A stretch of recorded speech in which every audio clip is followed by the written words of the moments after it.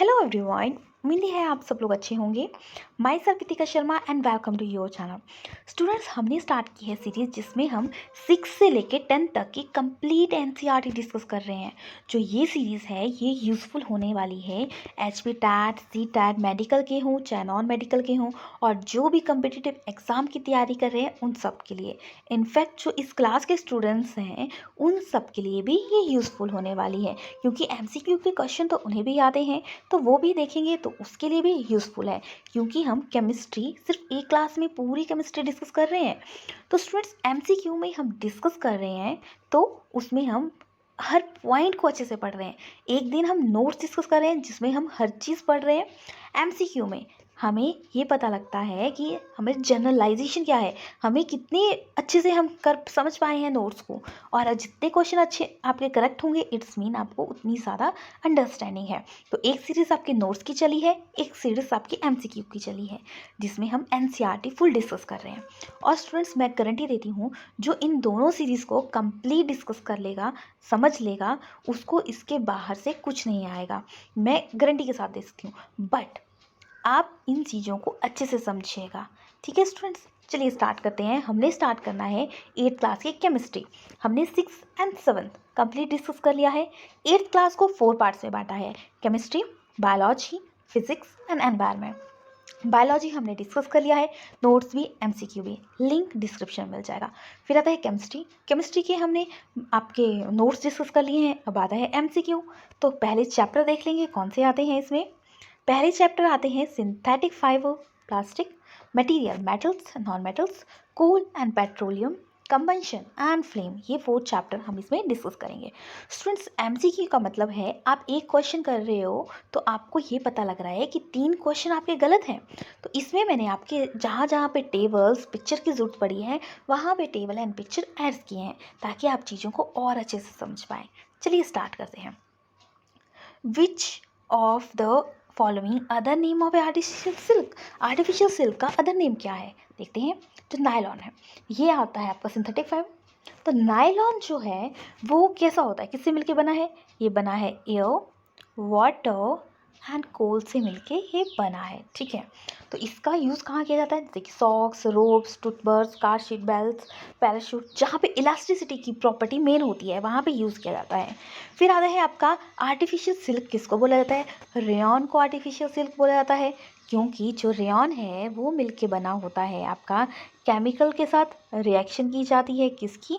Wood pulp की। ठीक है, वुड पल्प की जाएगी। इससे क्या बनेगा? जैसे कि आपका कॉटन कपड़े बनते हैं, बेडशीट, कारपेट्स, बहुत सारी चीज़ें आपकी रेयॉन से बनी होती हैं। ठीक है, तो ये समझ आ गया। फिर आता है एक्रिलिन।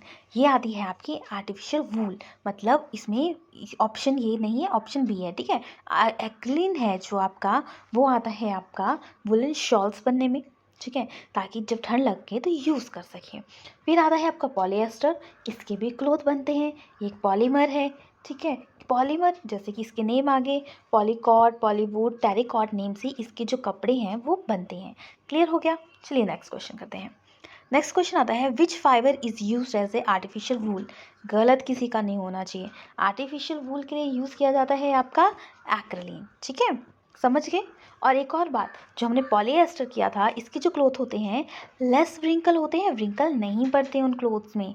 ठीक है, अब देखिए एक्रिलिन आ गया, रेयॉन हमने कर लिया, आर्टिफिशियल सिल्क बोला जाता है, आर्टिफिशियल वूल एक्रिलिन को बोला जाता है। और आपका नायलॉन इलास्टिक प्रॉपर्टी होती है। कॉटन आ गया, कॉटन आप समर्स में यूज़ करते हो।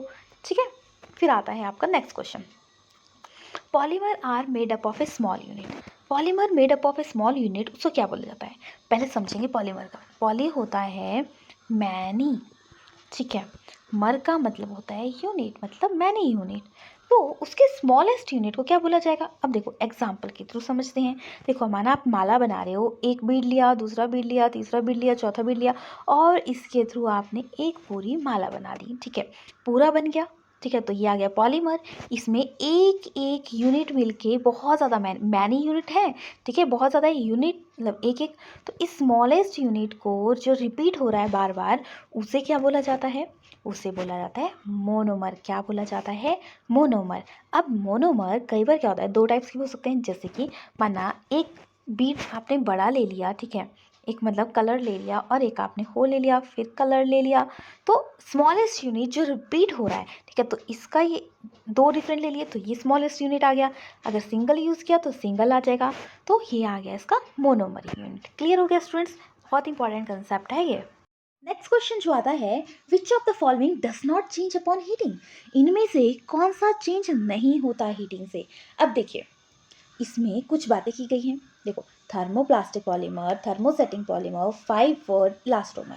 देखो, पॉलीमर किया हमने, क्या है, बहुत ज़्यादा स्मॉल स्मॉल यूनिट बन के बना है। तो इनमें से कौन सा पॉलीमर होता है, अगर हीट करोगे नॉर्मली आप तो चेंज नहीं होता? देखिए, प्लास्टिक की बॉटल लोगे आप, उसमें थोड़ा सा गर्म पानी डालो, चेंज हो जाएगी। आप स्टील का कैन लोगे, वो नहीं होता, तो वो किस में आया? तो वो आता है आपका थर्मोसेटिंग पॉलीमर। देखिए, हम पर डिफरेंस ही कर लेते हैं यहाँ पे, thermoplastic and thermosetting. Thermoplastic long होते हैं, स्ट्रेट होते हैं, चेन कार्बन चेन होती है, इसमें क्रॉस लिंक होता है, एडिशनल पॉलीमराइजेशन होती है, कंडेंसेशन पॉलीमराइजेशन होती है, लो स्ट्रेंथ होती है, इसकी मोर स्ट्रेंथ होती है, तभी तो ज़्यादा रेजिस्टिविटी, ज़्यादा गर्म चीज़ों को सहन कर पाएगा, ठीक है। And again it can be processed again again, और इसको यूज़ नहीं किया जाता बार बार, ठीक है। जैसे आ गया पॉलीथीन, आपका थर्मोसेटिंग का एग्जाम्पल आ गया आपका बैकेलाइट, इपॉक्सी, ठीक है, और मेलामाइन, ये सारे आपके एग्जाम्पल आ गए आपके थर्मोसेटिंग के। तो समझ के कौन सा ऑप्शन आ जाएगा इसमें, does not change upon heating, तो वो आ गया आपका thermosetting. Option B is the correct. चलिए नेक्स्ट करते हैं। नेक्स्ट आता है पीईपी इज। पीईपी क्या है? पीपी आता है, पीईटी आता है आपका पॉलीइथाइलीन, और ये आता है आपका पॉलीएस्टर। क्या आता है? पॉलीएस्टर, ठीक है। चलिए नेक्स्ट करते हैं।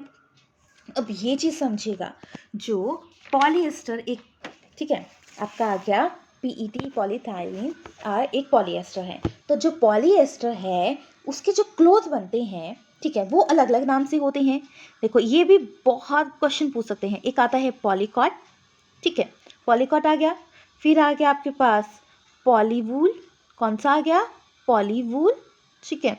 फिर आ गया आपका टेरिकॉट, ठीक है।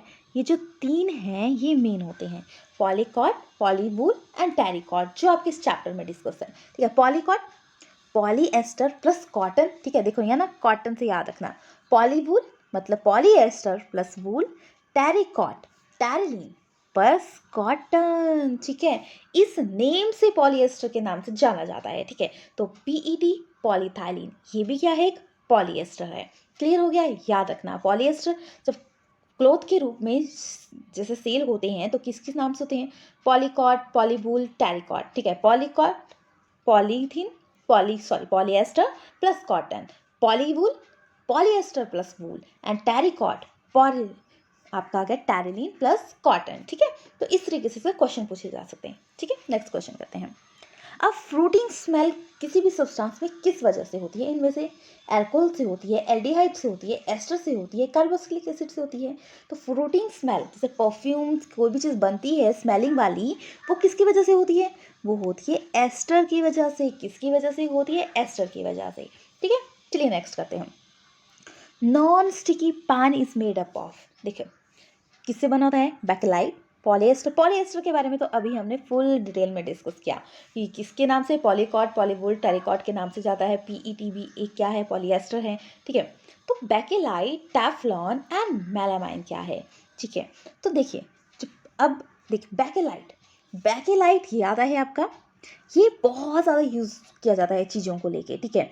जैसे कि इससे वेल्व्स, नॉब, बटन्स और भी बहुत सारी चीज़ें बनती हैं, ठीक है।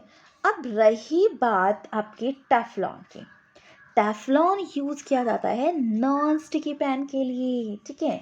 नेक्स्ट जो आपका ऑप्शन आता है मेलामाइन। देखो, फायर वर्कर्स देखें, देखो आग बुझा रहा है, तो इनका क्लोथ कैसे बने होते होंगे? देखो, इनके क्लोथ इस तरीके से बने होने चाहिए ताकि अगर थोड़ी बहुत आग इनको लग, मतलब इनके साथ टच हो जाए तो इन बर्न ना हो, क्योंकि जो सिंथेटिक फाइबर होते हैं एकदम बर्न हो जाते हैं जब आप क्या करते हो, एयर, अग्नि के संपर्क में आते हैं, ठीक है। तो इसकी वजह से होता है। तो इनके क्लोथ मेनली बने होते हैं आपके मेलामाइन से, ठीक है। किसके? फायर वालों के, फायरमैन के क्लोथ आपके मेलामाइन से बने होते हैं। Non sticky pan Teflon, bakelite से आपकी बहुत सारी चीज़ें बनी होती हैं, जैसे आपने देख लिया। ठीक है, चलिए नेक्स्ट क्वेश्चन करते हैं। देखो कितने क्वेश्चन कंप्लीट हो गए, 4 के 4 पॉइंट्स आपके सब कुछ क्लियर हो गया।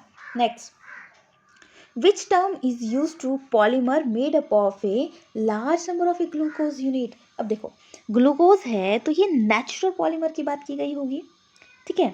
तो लार्ज नंबर ऑफ ए आपके ग्लूकोज यूनिट बना तो उससे प्रोटीन पॉलीमर बना, तो उसमें जो नेचुरल पॉलीमर है वो कौन सा आ जाएगा, वो आता है आपका सेल्यूलोज। ठीक है, सेल्यूलोज क्या है, नेचुरल पॉलीमर आ गया।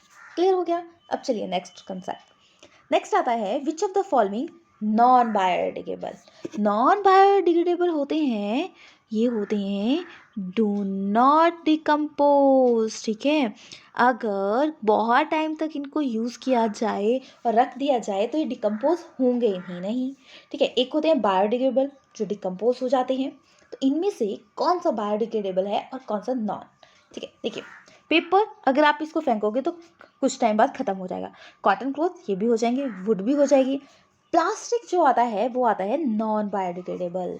तभी तो बोलते हैं सिंगल यूज़ प्लास्टिक का यूज़ नहीं करना चाहिए, क्योंकि प्लास्टिक आप एक बार यूज़ करोगे फेंक दोगे तो वो क्या करेगा, वेस्ट बन जाएगा हमारे एनवायरनमेंट के लिए, जिससे कि पॉल्यूशन क्रिएट हो जाएगा। क्लियर हो गया। चलिए नेक्स्ट करते हैं, मीनिंग ऑफ ए 4R। देखो क्या है मीनिंग 4R का।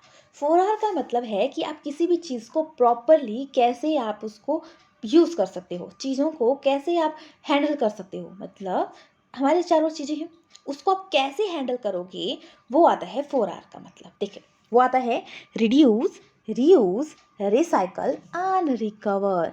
रिड्यूस मतलब जो चीज़ें आपकी नेसेसरी नहीं है उनको यूज़ मत कीजिए। ठीक है, अगर चाहिए तो उसको फिर से यूज़ कीजिए। एक सामान से दूसरी चीज़ बनाइए, अब दूसरे सामान को भी यूज़ किया तो उसको रिकवर कर लीजिए ताकि वो कुछ और बन जाए, यूज़फुल प्रोडक्ट बन जाए। ठीक है, क्लियर हो गया। चलिए नेक्स्ट करते हैं। नेक्स्ट आता है आपका property of a matter by which it can be drawn into wire. ठीक है, वायर कितनी पतली होती है, तो प्रॉपर्टी कौन सी होती है मैटर की जो उसको वायर की तरह ड्रॉ करती है। देखिए मेलेबिलिटी होती है थिन शीट की तरह, डक्टिलिटी होती है थिन वायर की तरह, और सोरोनस होती है रिलेटेड साउंड से। ठीक है, तो कौन सा ऑप्शन आ जाएगा क्लियर, तो ऑप्शन आपका करेक्ट आ जाएगा आपका बी। ठीक है, डक्ट से याद रखना। ठीक है, मेलेबिलिटी अगर याद नहीं होता तो याद रखना मार्बल, मार्बल नीचे फर्श पे छपा होता है, तो मेटल की प्रॉपर्टी जिसमें वो शीट की तरह हो जाता है तो वो आ गई मेलेबिलिटी। डक्ट मतलब तार, वायर की तरह। ठीक है, चलो नेक्स्ट करते हैं। Which of the following is a not a property of a metal. इनमें से कौन सी प्रॉपर्टी नहीं है मेटल की। देखो मेटल क्या होते हैं, लस्ट्रस होते हैं, इलेक्ट्रिसिटी पास होती है, सोरनस होते हैं। अब जब वो कंडक्टर हो गए तो वो इंसुलेटर नहीं होते, क्योंकि इंसुलेटर होते हैं जिनमें इलेक्ट्रिसिटी पास नहीं होती। तो ये करेक्टर किसका आता है, नॉन मेटल का।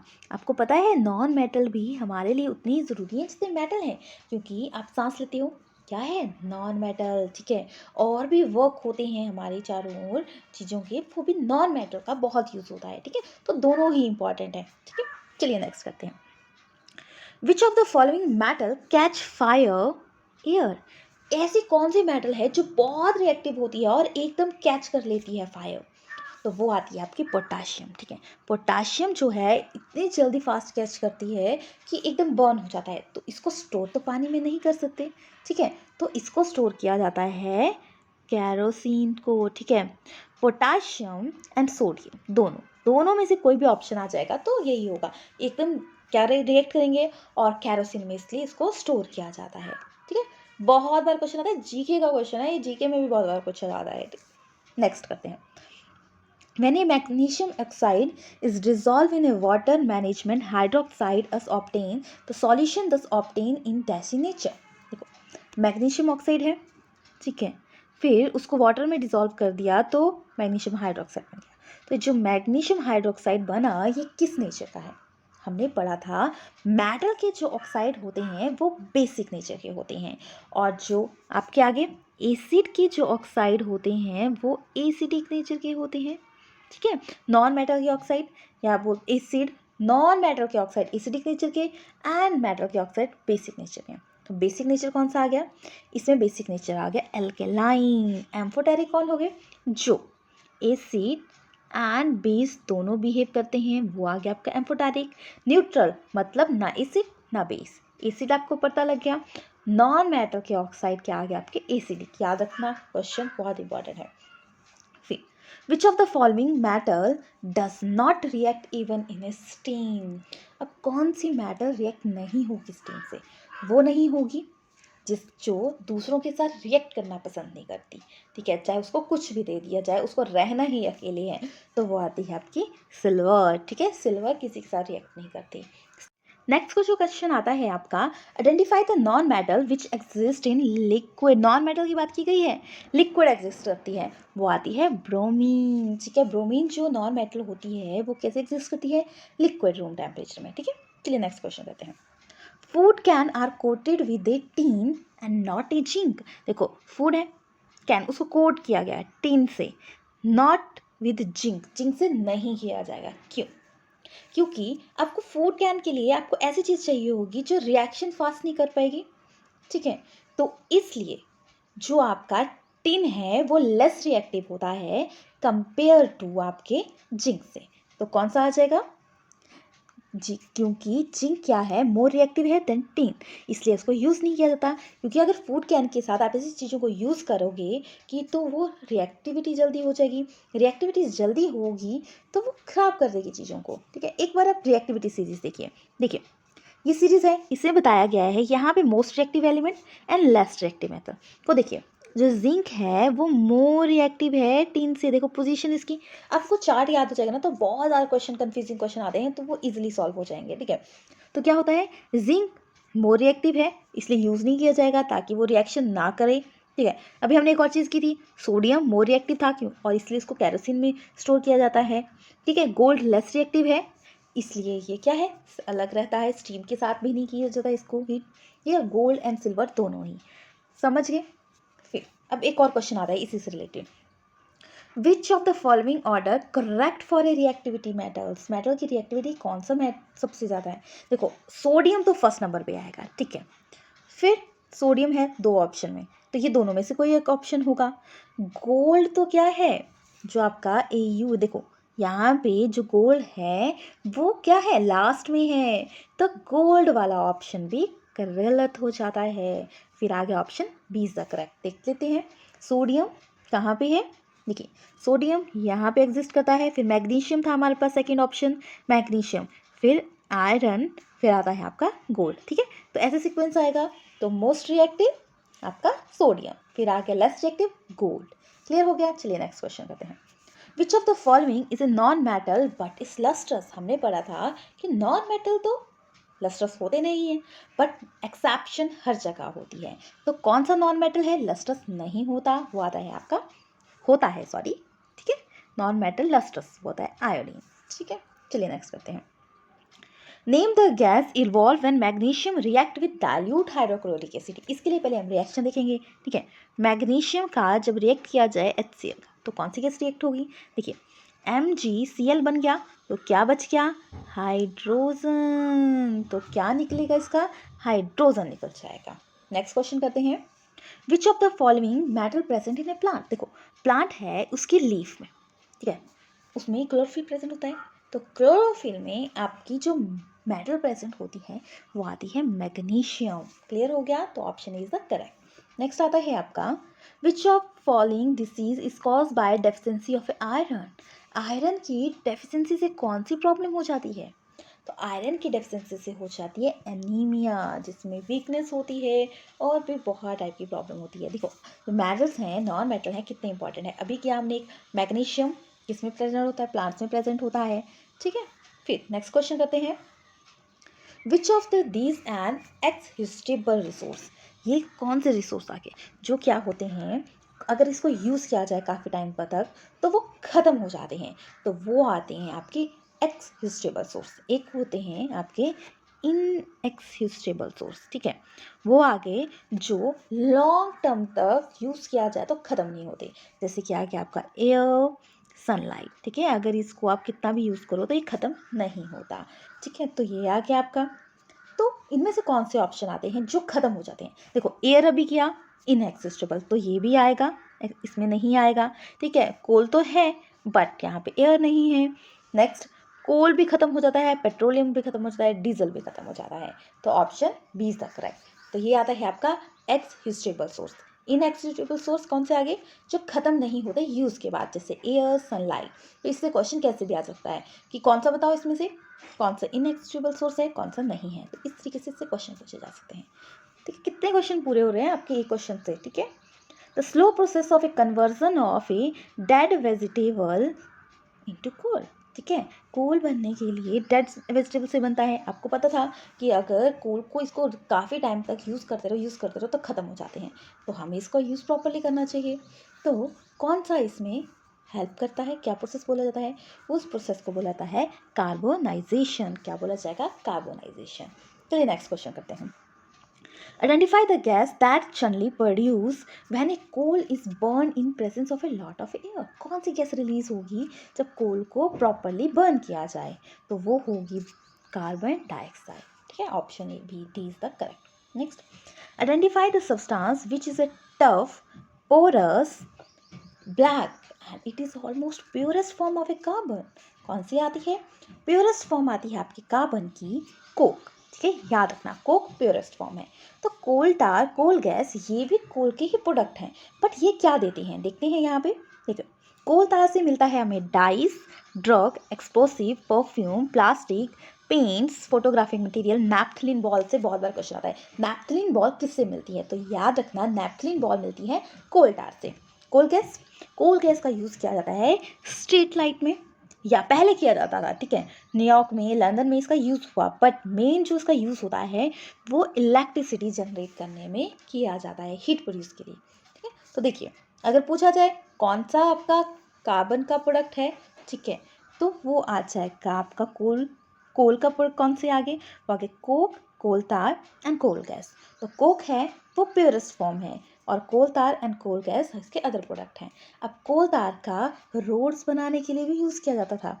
किस लिए यूज़ किया जाता है, रोड बनाने के लिए, रोड बनाने के लिए किया जाता है। बट अब इसकी जगह किसी और ने ले ली। पेट्रोलियम का प्रोडक्ट है बिट्यूमिन, उसने इसकी जगह ले ली, ठीक है। चलिए नेक्स्ट क्वेश्चन करते हैं।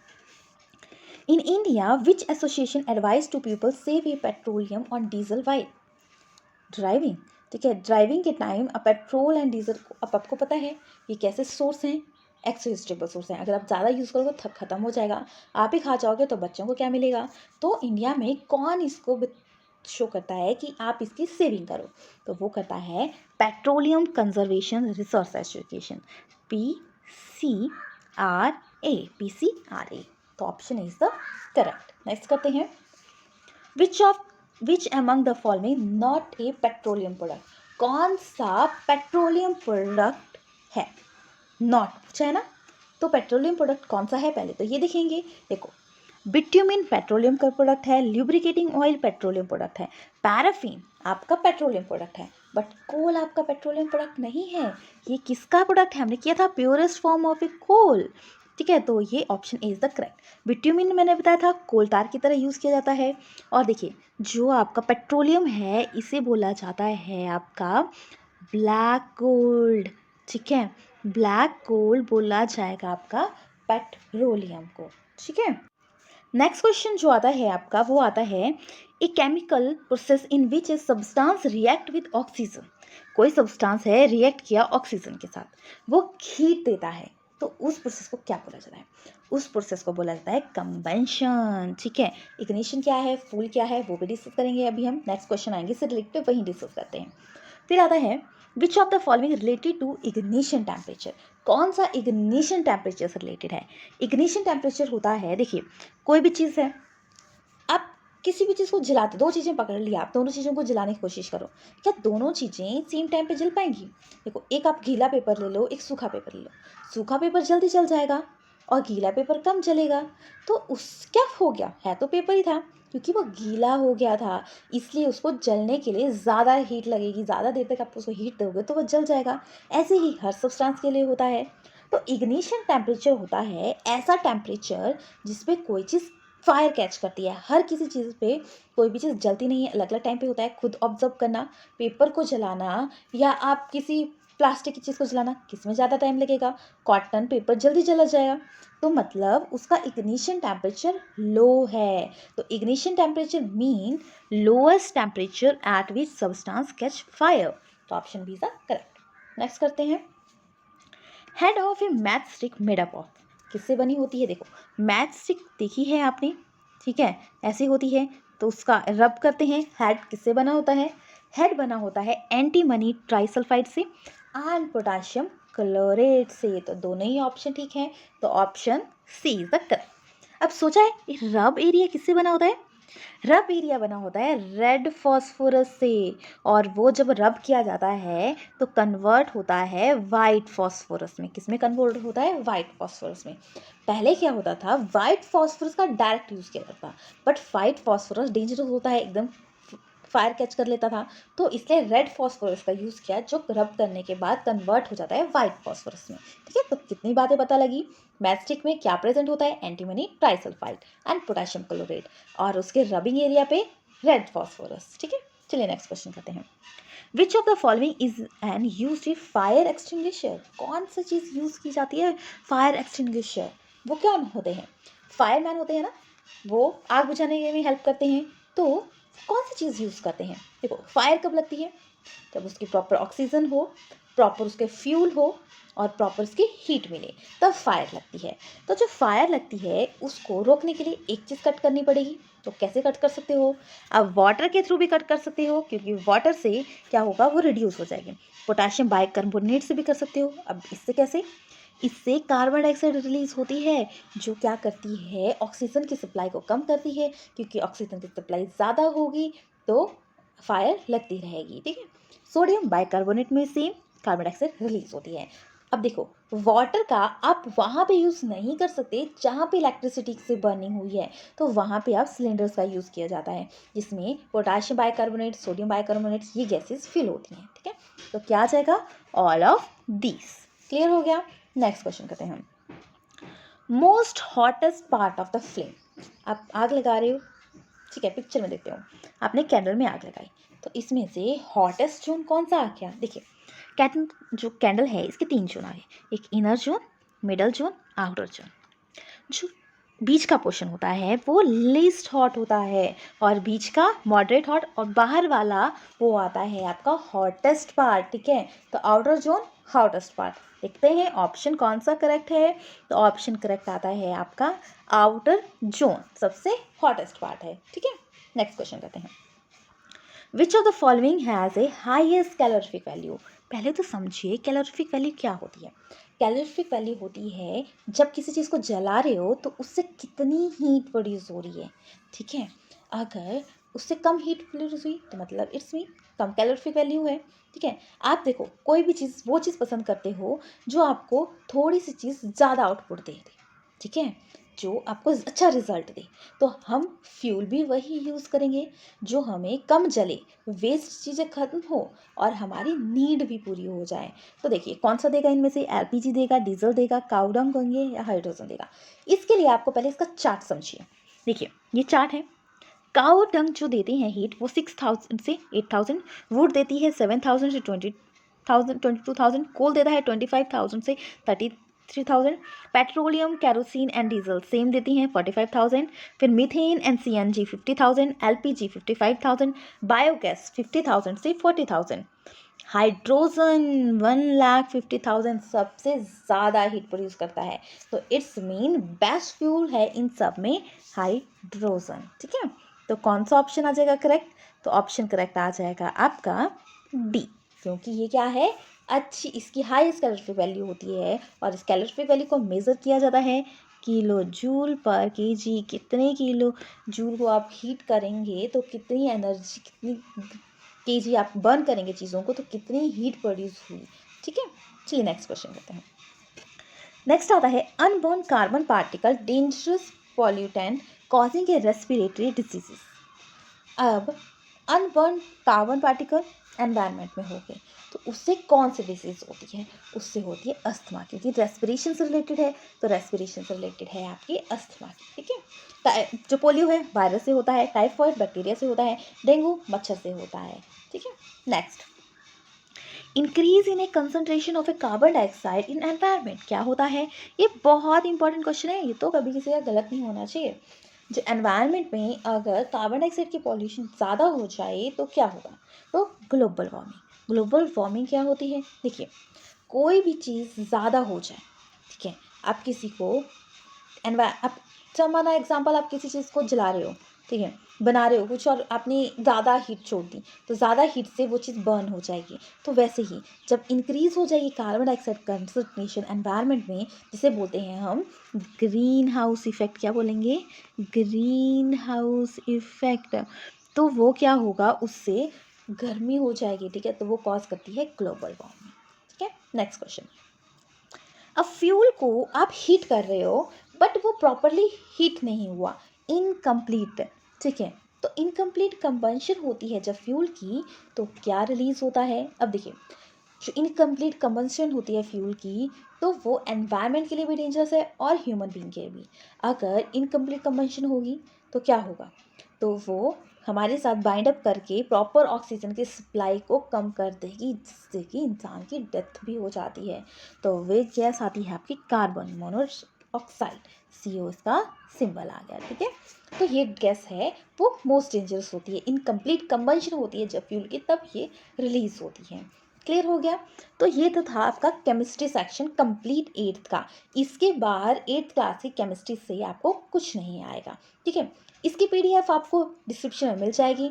अगर डिस्क्रिप्शन में दिया गया लिंक ओपन नहीं होता तो आप मुझे टेलीग्राम चैनल पे भी फॉलो कर सकते हो। KS विद्यापीठ के नाम से टेलीग्राम पे चैनल है, आप वहाँ पे आपको सारी PDF एंड सारी वीडियो वहाँ पे मिल जाएगी। तो स्टूडेंट्स, अगर आपको वीडियो अच्छी लगी हो तो प्लीज़ शेयर कीजिएगा अपने दोस्तों के साथ, क्योंकि आपके लाइक्स एंड शेयर हमें मोटिवेट करते हैं बेहतर काम करने के लिए। मिलते हैं नेक्स्ट क्लास में, तब तक अपना ख्याल रखिएगा।